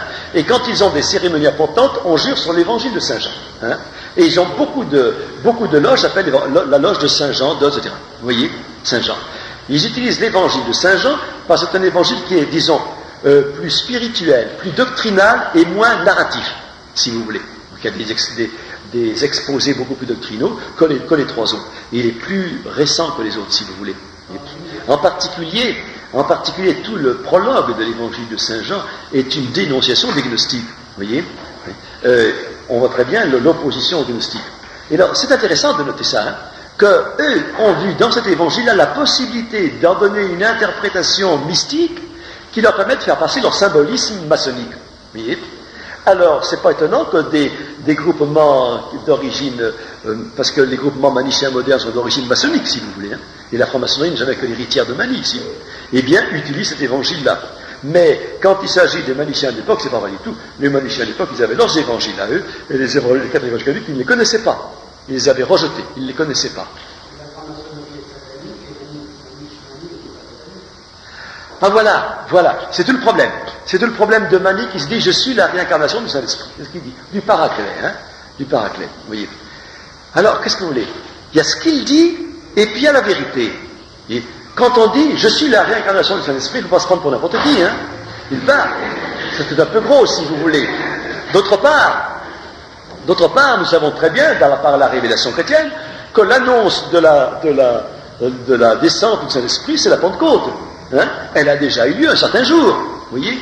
Celui qui vient après, plusieurs siècles plus tard, dire le Saint-Esprit c'est moi, eh ben, il y faut une dose d'orgueil prodigieux. Hein? Comment on rentre dans les faux prophètes? Alors vous direz, il peut bien dire je suis le Paraclet revenu sur terre, je suis la réincarnation du Paraclet, c'est que dit Mani. En fait, c'est pas vrai. Donc, il y a bien une inspiration satanique là. Vous voyez ? C'est évident, je ne sais pas, tous les faux prophètes sont forcément inspirés par des démons, ils ne peuvent pas être inspirés par Jésus-Christ quand même. Autrement, ce serait absurde, si vous voulez. Il y aurait une contradiction fondamentale. Et nous a revenir aussi en nous-mêmes un outil pour retrouver un peu Dieu. Alors, non. C'est un peu la même attitude qu'a fait Saint Jean d'Acroix. Attends, mélangeons pas les choses. Le nirvana, j'ai dit, le nirvana, le retour au nirvana, ce qui veut dire anéantissement, n'est jamais que la porte pour retrouver le royaume de la lumière. Vous voyez ? J'avais expliqué le stauros. Hein. La croix chez les gnostiques, c'est pas la croix latine, c'est le tout. C'est le tout. C'est le stauros. Ils le mettent entre le 7e et le 8e ciel, puisqu'il faut remonter les éons de manière à remonter au 8e ciel, qui est l'ogdoad. Alors, à l'hebdomade et l'ogdoad, ils sont séparés par le taux. Le taux, c'est le stauros, ça veut dire la limite. À cet endroit-là, on rejette son corps de pourriture, on devient pur esprit, et on rentre dans le royaume de la lumière en se fondant dans l'esprit universel. C'est ça, hein? Donc le nirvana n'est qu'un passage, c'est le retour à la lumière. Mais retour à la lumière dans lequel on se fond dans le domaine de la lumière, dans le grand tout cosmique, c'est le panthéisme, si vous voulez, et on n'a plus de personnalité, on l'a perdu complètement, hein? Ça, c'est l'enseignement de tous les gnostiques, c'est l'enseignement de Mani, et c'est l'enseignement des bouddhistes, qui l'ont repris à Mani. Saint Jean de la Croix ne dit pas du tout ça du tout. Hein. Il ne prétend pas du tout qu'il faut perdre sa personnalité, perdre sa volonté ou son intelligence personnelle, de manière à ne devenir plus qu'une espèce de magma dans un Dieu cosmique, absolument pas. Vous voyez ? Ça n'a aucun rapport, même s'il y a des formules, des textes ou des phrases qui paraissent ressembler au bouddhisme. Vous voyez ? Elles ne ressemblent qu'en apparence, parce qu'en réalité, elles ne donnent pas du tout le même enseignement. Vous êtes bien d'accord là-dessus ? Là, il faut faire attention à ces choses-là. Hein, parce qu'aujourd'hui, vous avez des néognostiques qui vous emploient les formules mystiques de Saint Jean de la Croix, Sainte Thérèse d'Avila et compagnie pour faire pénétrer la gnose elle-même panthéiste, vous voyez, dans l'esprit, et qui s'en servent avec un art remarquable. Vous voyez ? J'ai déjà plusieurs fois ça. C'est une chose à laquelle il faut faire attention aussi. Vous voyez ? Qu'est-ce que ça fait la croix orientale? Ah ben non, la croix des Nestoriens, c'est une croix avec 4 branches en... 4 taux, c'est ça, oui, si vous voulez, oui. Si vous voulez, c'est quand même une véritable croix, hein. C'est la croix grecque ressemble. Ça n'a rien à voir avec ça, non, absolument pas. Pas avec le taux, le stauros des gnostiques. Par exemple, dans une basilique gnostique, chrétienne gnostique à Rome, vous voyez, Jérôme Carcopino a décrit cette basilique. C'est une basilique souterraine, une hypogée gnostique à Rome, tenue par des adorateurs du serpent, hein, qui s'appellent les Naasènes, Ophitu Naasènes, dont j'ai mis une image dans mon premier livre. Mais une autre que je n'ai pas mise, il y a une croix. Et là, une croix latine. Alors, les érudits qui ont dit ça, disent, mais ça c'est une hypogée chrétienne, puisqu'il y a une croix. Mais cette croix, elle n'est pas comme devant au milieu, elle est sur le côté et en hauteur. Et Jérôme Carcopino, qui connaissait bien l'enseignement des gnostiques, a dit, ça c'est le stauros. Toujours sur un côté, en hauteur. c'est-à-dire entre du 1er au 7e siècle et le 8e, n'est-ce pas, passé. Toujours sur le côté en hauteur. Si vous regardez aujourd'hui un certain nombre d'églises, vous avez cette croix, non pas au milieu fixe, mais sur le côté, un peu en hauteur, avec un plan incliné. Avec un plan incliné. Je l'ai vu, l'église de Point du Jour. Je l'ai vu, l'église Saint-Sacrement. Ce symbole-là. Vous avez une croix latine qui est posée sur un côté, à gauche en général, avec un grand plan incliné pour monter dessus. Eh bien, ça, c'est un thème gnostique. C'est le thème du Stauros, si vous voulez. Comment? C'est l'influence, bien sûr, des modernistes qui sont des gnostiques, n'est-ce pas, qui cherchent à mettre dans les églises des symboles gnostiques, comme celui-là. Le fait de mettre la croix sur le côté, et non pas au centre de l'autel, sur le côté. Ça, c'est protestant. Les protestants le faisaient déjà depuis longtemps, ça. Vous avez ici le retour du Stauros, la disparition de la vraie croix, et le Stauros sur le côté. Ça, c'est un thème gnostique depuis toujours. La croix. Alors la croix gammée existe là-bas. Alors la croix gammée, c'est autre chose. C'est pas une croix du tout. C'est pas une croix du tout, la croix gammée. C'est la roue. C'est la roue. C'est la roue universelle des choses. C'est-à-dire que là, il y a deux croix gammées. Le gamma à droite, qui tourne dans un sens, et puis la croix gammée à gauche. Qui ont deux noms différents d'ailleurs, qui tournent dans un sens. C'est la roue. C'est la roue de la réincarnation. C'est le symbole de la réincarnation aux Indes. Vous voyez. Alors des croix gammées, il y en a eu partout. Il y en a eu même dans les catacombes chrétiennes, il y en a eu en Égypte, il y en a eu partout. L'origine de la croix gammée, c'est pas une croix, en tout cas, c'est pas du tout une croix chrétienne, absolument pas. Alors l'origine, je sais pas, je saurais pas vous dire. Peut-être que vous savez quelque chose. On a vu dans la civilisation très loin, sur des assiettes de représentation, on voit effectivement, alors, inversé par rapport à la swastika. Oui, il y a les deux, oui. Effectivement, donc très souvent, on a avec des représentations des choses femmes on a l'impression qu'elles font.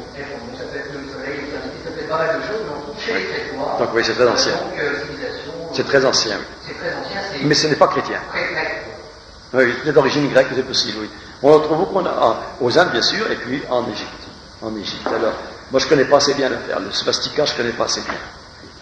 Je sais que les scouts ont repris le swastika. Baden-Powell a relancé le scoutisme en Occident avec le swastika. Les plus anciens manuels comportent la croix gammée. Tous, vous voyez, la croix gammée d'origine scout, donc d'origine hindoue. Et quand Hitler l'a repris pour lui, c'est parce que c'était un symbole de l'arianisme. Les Ariens, des Indo-Européens. Oui, c'est un symbole qui était repris comme cela. Comment? Je ne l'ai pas vu dans les insignes francs-maçons, le swastika. Ah, Baden-Powell était franc-maçon, bien sûr, oui. Ah oui, je ne l'ai pas vu dans les insignes francs-maçons du XVIIIe siècle. C'est là que c'est intéressant. Mais on le trouve au XIXe siècle, seulement au XIXe siècle, ce sont les francs-maçons eux-mêmes qui ont inventé le néo-bouddhisme, pour nous l'imposer au cours de tout le XIXe siècle et le XXe siècle, n'est-ce pas? Alors c'est normal qu'ils aient pris les symboles qui correspondent à ce qu'ils veulent enseigner en Occident, mais je ne l'ai pas vu au XVIIIe siècle. Au XVIIIe siècle, le contact n'avait pas encore été repris avec le bouddhisme et le brahmanisme, chez les francs-maçons. Ça, j'explique dans la dernière partie de mon topo, mais je ne vais pas vous le faire maintenant. C'est vrai que là, je crois. Oui, là-bas. Comment expliquez-vous que le christianisme n'est pas percé dans l'Inde, il a percé dans l'Empire romain? Pourquoi tout de suite il y a une médiation? Voilà. On a une fausse idée du manichéisme à cause de Saint Augustin. On connaît le manichéisme pratiquement essentiellement par Saint Augustin. On ne le connaît pas autrement. Pourquoi? Parce que Saint Augustin était manichéen pendant 10 ans, qu'il connaissait bien le manichéisme. Le manichéisme qu'il a pratiqué lui-même en Occident, en Afrique et en Italie.